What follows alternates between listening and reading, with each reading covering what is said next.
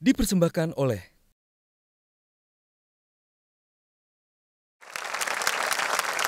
media, sebuah kata yang mengandung ribuan makna. Kita hadir sebagai pilar keempat demokrasi, suara lantang media terkadang masih dibatasi. Namun fungsi kontrol tetap harus dilakoni. Pro kontra terhadap kebijakan menjadi lumrah, yang terpenting kita berpegang pada akurasi demi informasi cerah. Saya Andini Effendi, inilah Q&A mengungkap jawab semua tanya dalam episode Di Media Kami Kawan. Dalam episode kali ini saya sangat merasa terhormat sekali sebagai jurnalis karena kedatangan chief besar. Kalau kita ngomongnya suhu di dunia jurnalistik, ini para chief editor dan juga ada di root utama di sini. Yang pertama ada Bang Guardian Suhardi, PLT Direktur Pemberitaan Media Indonesia. Kemudian ada Bang Richard Bagun, ini adalah Direktur Utama Kompas TV. Selamat datang Bang Richard. Ada Peti S. Fatima, pemimpin redaksi majalah Femina. Mas Wahyu Muryadi, Direktur Produksi dan pemimpin redaksi Tempo TV. Dan last but not least ada Bang Herbert Timbo Siahaan, pemimpin redaksi dari JAK TV. Media dapat menjadi pemberi informasi terbaik untuk masyarakat. Setiap media berusaha menyajikan berita dengan cepat dan tepat. Rangkaian berita tentu diungkap berdasarkan fakta di lapangan, karena media harus berimbang, akurat, dan juga menjadi yang terdepan. Di pusaran persaingan media yang semakin ketat, justru tingkat kepercayaan publik terhadap media mainstream tetap berada di urutan 3 teratas. Berdasarkan Edelman Trust Barometer Global Report 2018, pada tahun ini terdapat sebanyak 59% masyarakat yang masih mempercayai jurnalis. Dan ada sebanyak 51% masyarakat yang mempercayai media sosial. Lantas, bagaimana media mempertahankan eksistensinya di tengah terpaan informasi tanpa validasi?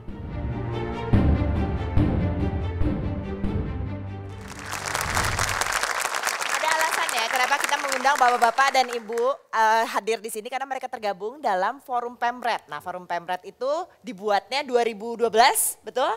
13. Ada 2012, 2013. Jawab lo. Ini pendirinya nih padahal nih. 2013 kan. 2013. Awalnya ada 55 Pemret yang ya, akhirnya yang mau mendirikan. bikin. Dan sampai sekarang itu katanya kompak sekali. Enggak juga.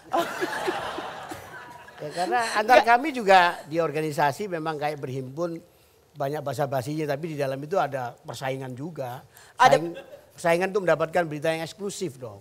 Oh gitu, jadi tetap berkompetisi Tetap. Masih walaupun berteman.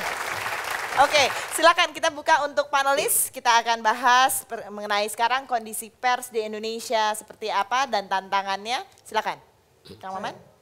Elemen kelima dari 9 elemen jurnalistiknya Bill Kovacs, bahwa media itu adalah pemantau kekuasaan. Dalam kondisi sedang terjadi kontestasi politik seperti ini, bagaimana media bisa menjadi pemantau kekuasaan padahal dia juga sedang berkontestasi untuk memenangkan pemilu tahun depan. Saya mulai dari Kompas, Pak Richard Bagun. Ya, kami memantau pertarungan politik dan ini bukan yang pertama untuk teman-teman di media. Dan kami bertarung di sana, tetapi pertarungan itu pertarungan di jalan yang sama. Jadi sekalipun ayunan kaki kami berbeda, suara-suara kami berbeda, tapi kami melangkah di jalan yang sama untuk memberi informasi yang terbaik untuk masyarakat. Jadi kami memantau siapapun, bukan hanya pemerintah, masyarakat juga. Bukan hanya masyarakat, tetapi juga dunia alam juga kami pantau. Karena itulah komitmen kami di media untuk memantau semuanya. Dari pantau pasti memantau. Dan bagi Metro, Pak Gaudensis, bagi Metro TV yang atau Media Indonesia Group yang tiba-tiba terdengar diboikot oleh salah satu pihak misalnya, bagaimana harus bersikap? Ya, memboikot itu tentu hak ya, hak orang untuk memboikot. Tetapi jangan lupa di dalam Pasal 6 Undang-Undang 40 1999 tentang pers itu tegas sekali dikatakan pers itu berperan untuk memenuhi hak tahu masyarakat. Nah, dalam kerangka memenuhi hak tahu masyarakat, yang memboikot itu dapat dikatakan bertentangan dengan semangat Undang-Undang Pers karena tidak memberi kesempatan pers untuk meliput dan untuk bagaimana masyarakat mengetahuinya.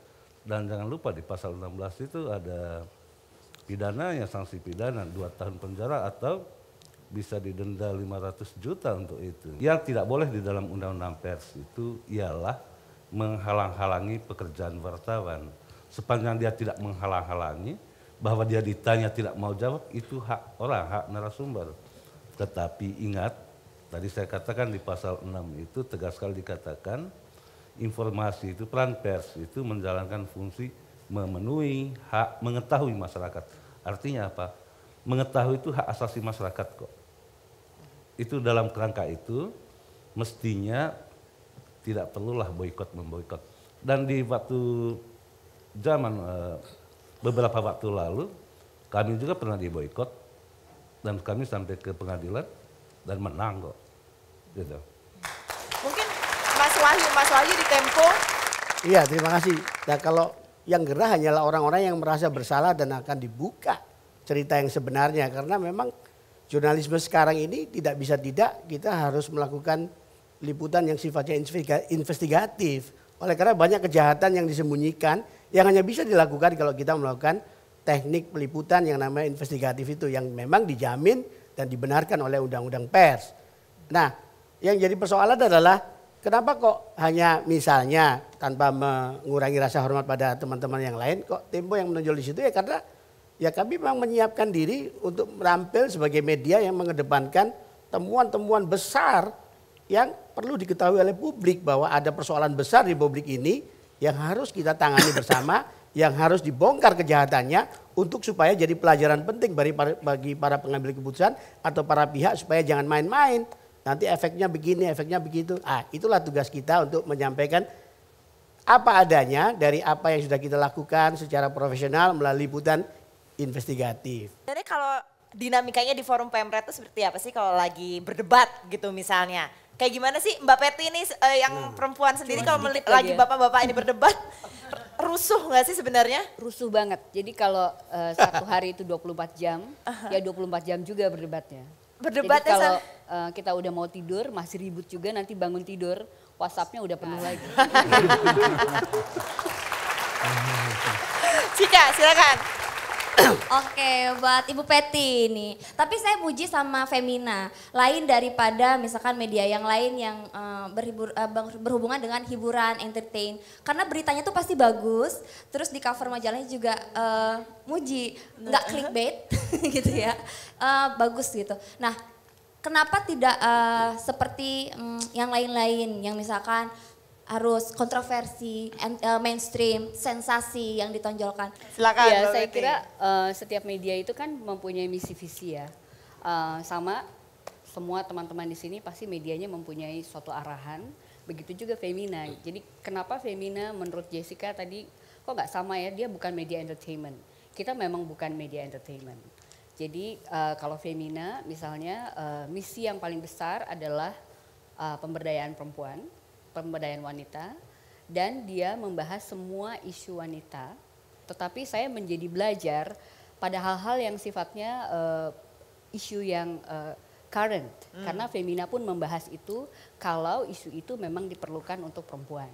Termasuk politik. Zaman sekarang kan semua orang bicara politik. Kita pun bicara politik, tapi ala Femina. Dipersembahkan oleh